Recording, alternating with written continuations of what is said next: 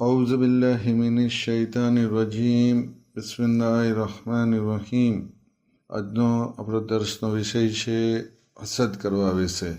હસદ કરવો એટલે શું? સૌથી પહેલાં હસદની વ્યાખ્યા જોઈએ કે હસદ કોને કહેવામાં આવે છે. પેલું, કોઈ બિરાદરે મોમિનને કોઈ સારી ચીજ મળે તેથી આપણો જીવ બળે, આપણને સારું ન લાગે અને તે ચીજ, તે નેમત એની પાસે ન રહે, વહી જાય એવું આપણી ઈચ્છા થાય, એવું આપણે ઈચ્છીએ, એને હસદ કહે છે. હસદ છે એ ખાસ કરીને સગા સંબંધીઓ, આપણા ફામીજનો, પાડોશીઓ, પોતાની કોમના જે લોકો છે એના વિશે લોકો વધારે હસદ કરે છે. મસન અને આટલો બધો પૈસો થઈ ગયો, આવો બંગલો થઈ ગયો, આવી ગાડી લીધી, આ રીતે આપણે હસદ કરીને આપણો જીવ બાળીએ છીએ. હસદ ખાસ કરીને આપણે સગા સંબંધીઓથી વધારે કરીએ છીએ. જ્યાં સિલે રહેમ હોવી જોઈએ, સગા સંબંધી સાથે નેકી હોવી જોઈએ, એની સાથે ભલમનસાઈ હોવું જોઈએ, એનું કામ કરવું જોઈએ, એની સાથે આપણે હસદ કરીએ છીએ. દાખલા તરીકે બીજો કોઈ માણસ કરોડો રૂપિયા કમાય તો આપણે હસદ નહીં થાય, આપણો જીવ નહીં બળે. પણ આપણો કોઈ સગો સંબંધી, ફામીજન ને પૈસા થઈ ગયા તો આપણે એનો હસદ કરીએ છીએ કે આ એનો વહી જાય તો સારું, એવું બને કે આ એના પૈસા વહી જાય તો સારું. હસદ એક ભયાનક, ખૂબ જ ખતરનાક રૂહાની બીમારી છે. આ એવી રૂહાની બીમારી છે કે દિલનું ચેન્જ, દિલનો સુકૂન પણ નાશ કરી દે છે. હસદ દિલનો સુકૂન પણ નાશ કરી દે છે. આનાથી આપણે ખાસ બચવું જોઈએ. એનો ફાયદો કાંઈ નથી, જોશું આપણે નુકસાન જ છે. બે હદીસ જોશું. પહેલી હદીસ છે રસૂલુલ્લાહ સલ્લલ્લાહુ અલૈહિ વસલ્લમની, બીજી હદીસ છે હઝરત અલી અલૈહિ સલામની. બંને હદીસ શબ્દો લગભગ સરખા છે, બસ એક વાક્યમાં, એક શબ્દમાં ફેર છે. બે હદીસનો આપણે અભ્યાસ કરીએ. રસૂલુલ્લાહ સલ્લલ્લાહુ અલૈહિ વસલ્લમ ફરમાવે છે, હસદ નેકીઓને એવી રીતે ખાઈ જાય છે જેવી રીતે આગ લાકડીઓને. હસદ નેકીઓ, આપણી નેક અમલ છે એને ખતમ કરી નાખે છે જેવી રીતે આગ લાકડીને ખાઈ જાય છે.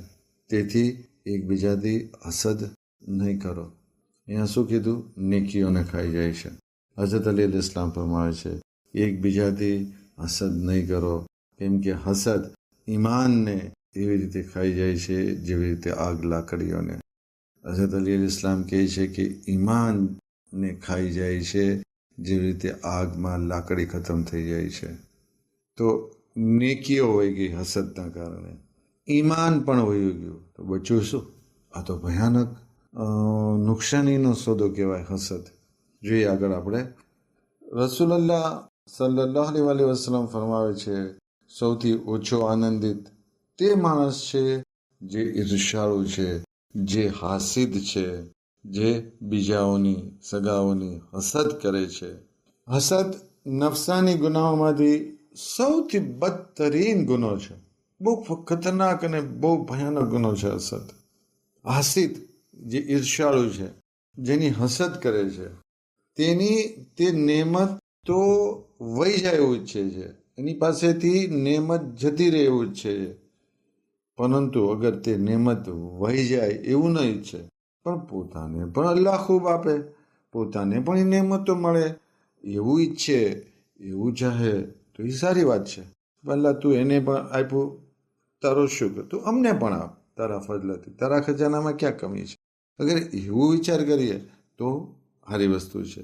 હવે હાસિદ છે, જે ઈર્ષાળુ છે, એ એવું ચાહે છે કે જેનો તે હસદ કરે છે, જે માણસ જે સગાનો જે હસદ કરે છે, તે તેની પાસેથી તે નેમતો, તે દોલત, તે ગાડી બંગલા વયું જાય એવું ઈચ્છે છે ને એવું ચાહે છે કે એની પાસે વયું જાય. પણ સીધી વસ્તુ છે કે આ મુમકિન નથી, આ શક્ય નથી, આ પોસિબલ નથી કે હાસદ કરવાવાળા હાસિદના ઈચ્છવાથી બીજાની નેમતો વહી જાય. અગર જો આવું જ હોય તો કોઈ આગળ કોઈ નેમત જ ન રહે. આ મુમકિન નથી. કેમ કે નેમત અલ્લાહ તાલા દે છે. તેથી હાસિદનું આ નેમતો ઉપર હસદ કરવું અલ્લાહની ખિલાફ જંગ કરવા બરાબર છે. અને તે અલ્લાહના અદલ અને હિકમતની મુખાલેફત કરે છે, વિરોધ કરે છે કે અલ્લાહ આને તે નેમત કેમ દીધી. અને તેથી હાસિદ દરેક વખતે આ બુરી આદતના કારણે, આ બહુ ખરાબ સિફતના કારણે રંજ અને ગમમાં મુબતલા રહે છે. રંજ અને ગમમાં એ રહે છે અને હસદની આગમાં બળતો રહે છે.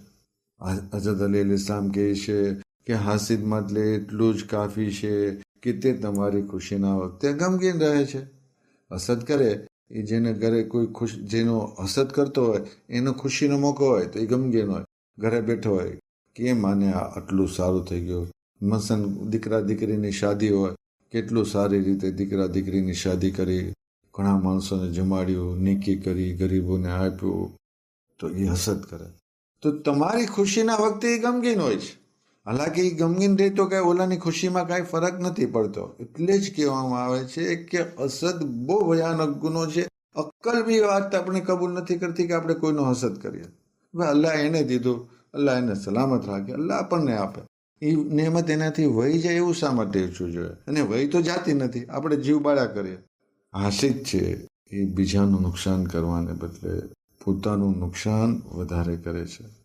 સૌથી પહેલા હસદ શૈતાને કર્યો આદમ અલ ઇસ્લામ ઉપર, કે જ્યારે અલ્લાહે બધા મલાઈકાઓને આદમને સજદો કરવાનો હુકમ આપ્યો ત્યારે શૈતાને આદમ ઉપર હસદ કર્યો અને કાયમ માટે લાનતને પાત્ર બની ગયો. હસદના કારણે ઘણી વખત ઇન્સાન કત્લ પણ કરી નાખે છે, મર્ડર પણ કરી નાખે છે, ખૂન પણ કરી નાખે છે. દાખલા તરીકે કાબિલે પોતાના સગાભાઈ હાબિલને હસદને કારણે કત્લ કરી દીધો.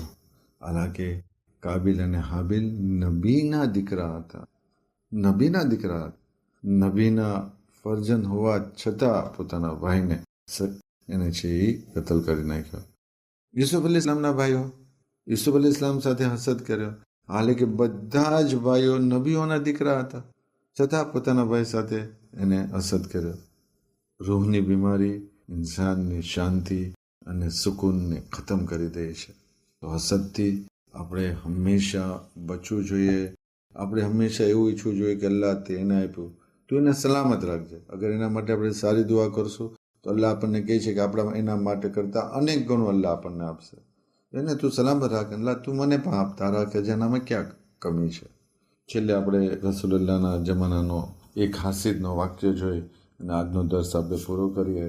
જ્યારે રસૂલુલ્લાહ મક્કામાં હતા અને પછી હિજરત કરીને મદીના તશરીફ લાવ્યા, મદીના આવ્યા, તો ત્યાં એક શખ્સ અબ્દુલ્લા બિન અબી કરીને રહેતો હતો. મદીનાનો સરદાર હતો, લીડર હતો. હવે જ્યારે રસૂલુલ્લાહ મદીના આવ્યા તો એનાથી બહુ હસદ કરતો હતો, બહુ જ તે એને ઈર્ષા કરતો હતો, ત્યાં સુધી કે એ રસૂલુલ્લાહને કત્લ કરવાના, શહીદ કરવાના પ્લાન પણ બનાવતો હતો. એક વખત એને પોતાની દીકરીની શાદીના વલીમાના પ્રસંગે રસૂલુલ્લાહ અને હઝરત અલી અલી ઇસ્લામ અને બીજા અસાબોને દાવત આપી, જમવાનું ઇન્વિટેશન આપ્યું અને ભયાનક પ્લાન રસૂલુલ્લાહને શહીદ કરવાનો બનાવ્યો. જોઈએ કેવો પ્લાન બનાવ્યો. એને પોતાના ઘરમાં એક ખાડો ખોદાવી ઊંડો, અને પછી એમાં ઝેરથી ભરેલી તલવારો, ભાલા અને બીજા તીક્ષ્ણ હથિયારો એ ખાડામાં ગોઠવી દીધા ઊભા એમ. પછી એના ઉપર ગાલીચો નાખી દીધો. એટલે આમ આગેથી ખબર ન પડે કે અંદર ખાડો છે. તેની સિવાય એને જમવાનું જે તૈયાર કર્યું એમાં રસૂલુલ્લાહ અને હઝરત અલી અલી ઇસ્લામને અસાબો માટે અલગ તૈયાર કર્યું, જેમાં એને કાતિલ ઝેર ભેળવ્યું. આ સિવાય અમુક યહૂદીઓને પોતાના ઘરમાં છુપાવી દીધા અને એ યહૂદીઓ પણ હથિયારોથી લેસ, એટલે કે તલવાર, બીજા હથિયારોથી એની પાસે હતા.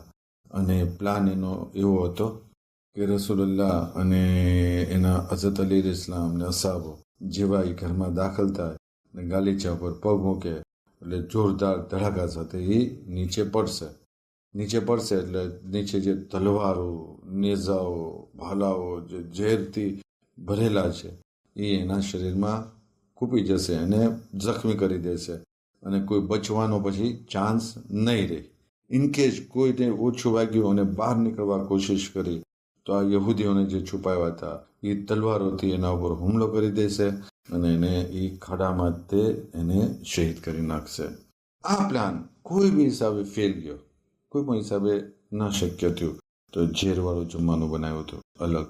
એ ઝેરવાળું જમવાનું આપી દેવાનું અને માઝલ્લા રસૂલ અલી અલી ઇસ્લામ અને બીજા અસાબોને એને શહીદ કરી નાખવા. આવો ભયાનક પ્લાન બનાવ્યો. આપણું દિલ બી ધડકવા લાગે, હવે શું થશે. અલ્લાહે જનાબે જિબ્રાઈલ મારફત રસૂલલ્લાહને આ મુનાફિકના હસદ અને એના પ્લાનથી માહિતગાર કર્યા. એનો બધો પ્લાન અલ્લાહે રસૂલલ્લાહને જિબ્રાઈલ મારફત પહોંચાડી દીધો. એને કીધું કે જિબ્રાઈલે કીધું કે યા નબી ખુદા, અલ્લાહ આપને હુકમ દે છે કે જ્યાં બેસાડે ત્યાં બેસી જાજો, જે કાંઈ જમવાનું આપે તે જમજો. અલ્લાહ છે એ તમને એના શરથી, એના મકરો ફરેબથી અલ્લાહ તમને હિફાજતમાં રાખશે. દાવતનો ટાઈમ થયો. હઝરત રસૂલલ્લાહ સલ્લલ્લાહુ અલૈહિ અને હઝરત અલી અલી ઇસ્લામ ને બીજા અમુક અસાબો અબ્દુલ્લા બિન અબીના ઘરે ગયા. એને આવ્યા, દિલ્હીમાં જેવા આવ્યા એટલે એને કાલીન ઉપર, ગાલીચા ઉપર બેસવાનો ઇશારો કર્યો. રસૂલલ્લાહ અને બીજા અસાબો છે એ ગાલીચા ઉપર બેઠા. ગાલીચો છે ન કાંઈ હલ્યો, ન કાંઈ નહીં. જેવી રીતે કે જમીન ઉપર જ ગાલીચો પાથર્યો હોય એ જ રીતે કાંઈ અસર જ નહીં. અબ્દુલ્લા બિન અબી છે એ વિચાર કરે કે આ કેમ કાંઈ થતું નથી. એ બી હેરાન, આ કાંઈક થતું કેમ નથી. પછી તરત એને જોયું કે આ પ્લાન તો ફેલ ગયો. તો કે જમાન લાવો, જમાન લાવો, જમાન લાવો. બોલું જમાનું આપણે ખાસ બનાવ્યું છે, લાવો. એટલે કે ઝેરવાળું જમવાનું એને લાવો. ઝેરવાળું જમવાનું રસૂલુલ્લાહ અને હઝરત અલી અલી ઇસ્લામ અસાબો સામે પેશ કરવામાં આવ્યું. રસૂલુલ્લાહે અસાબોને ફરમાવ્યું કે તમે આ દુઆ પડી અને જમવાનું જમો. પછી 2 લાઈનની દુઆ છે એ પડીને એ લોકો જમવાનું જમ્યા. જમવાનું જમી લીધું અને કાંઈ અસર નહીં. પછી નિરાતે એ લોકો છે જમી અને પછી બહાર નીકળી ગયા.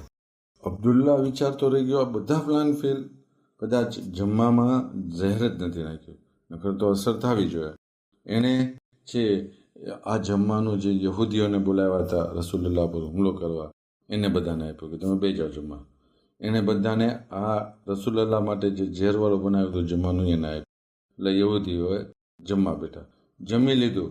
જેવું જમ્યું કે ફટ કરતો એક પડ્યો યહૂદી, બીજો પડ્યો, ત્રીજો પડ્યો. જેની અસર થાય બધા એક પછી એક બધા જ મરી ગયા, કોઈ ન બચ્યું. થોડી વાર થઈ ત્યાં એની દીકરી કે જેની શાદી હતી એ ઘરમાં દાખલ થઈ ને ઘરમાંથી દરવાજામાંથી સીધી ગાલીચા પર પગ મૂક્યો ને જોરદાર ધડાકા સાથે ખાડામાં, અને ઝેરથી ભરેલા તલવાર, ભાલા, નેજા એના શરીરમાં. તડપી તડપીને એ પણ ત્યાં જ મરી ગઈ. તો હસદનું અંજામ આવો આવે છે. તો આપણે હંમેશા હસદથી બચવું જોઈએ. એમાં કશો જ ફાયદો નથી, સામેવાળાનું કશું નુકસાન નથી, આપણું જ નુકસાન છે. અને રસૂલુલ્લાહ કહે છે, હઝરત અલી અલી ઇસ્લામ કહે છે કે નેકીઓ અને ઈમાન એનાથી વયું જાય છે તો બાકી શું રહે છે. અલ્લાહ પાસે દુઆ કરીએ આપણને હર ભલા બીમારી આફતથી હિફાજતમાં રાખે, આપણી દરેક નેક હાજતોને પૂરી કરે. આપણે જે આ દર્સમાં પડ્યા અને સાંભળ્યું તેના ઉપર અમલ કરવાની તૌફીક આપે. ઇલાહી આમીન. વાખિર દાવાના અનિલ હમ્દુલિલ્લાહિ રબ્બિલ આલમીન.